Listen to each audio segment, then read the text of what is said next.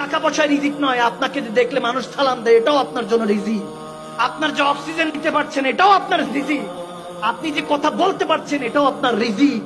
আরে আপনি যে চলতে পারছেন, আপনি যে খেতে পারছেন, আপনার স্বাদ কেড়ে নিলে জ্বরের মাধ্যমে পলরস্ত ভালো লাগে না বান্দা।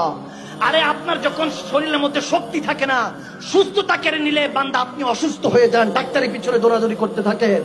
বান্দা আপনি যে জায়গা জমিন, যে দুনিয়াদের জন্য মারা মারা ফিরছেন, কেউ আপনাকে ভালোবাসে না। যতক্ষণ টাকা আছে, পকেটে ফুলুস আছে, ততক্ষণ আপনার নামে জুলুস আছে, মিছিল আছে। আপনার টাকা শেষ, আপনার যশ খ্যাতি শেষ, বান্দা আপনার কথা কেউ স্মরণ রাখবে না। আর যখন ওই 9 মাস 10 দিন, 10 মাস 10 দিন পানির নিচে, যিনি আপনাকে 70টা পর্দার ভিতরে, 70টা পর্দার মধ্যে একটা পর্দা ছিঁড়ে গেলে ডাক্তার আপনাকে তাড়াতাড়ি অপারেশন সার্জারি করে বের করতে হয়।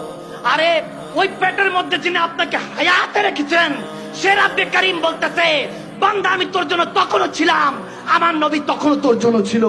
দুনিয়াতে যখন এসেছিস, এখন আমি আছি। আরে কবরের মধ্যে আমার প্যার নবী তোকে, তোর জন্য অপেক্ষা করছে। হাসরের নবী সুপারিশে আমি আল্লাহ তোকে জান্নাত দিব। কার পিছনে ছুটছিস? ওয়া হুয়া মাকুম আইনা মা কুনতুম। কার কাছে যাচ্ছিস? সব ধোঁকাবাজ। একমাত্র ভালোবাসা আমি আল্লাহ, আল্লাহ রাসূলের পক্ষ থেকে, আমি আল্লাহ তোর মদিনাওয়ালার পক্ষ থেকে, আমি আল্লাহ তোর ভালোবাসা সবসময় কবুল করি। ফাত্তাবিউনি ইউহিব্বুকুমুল্লাহ।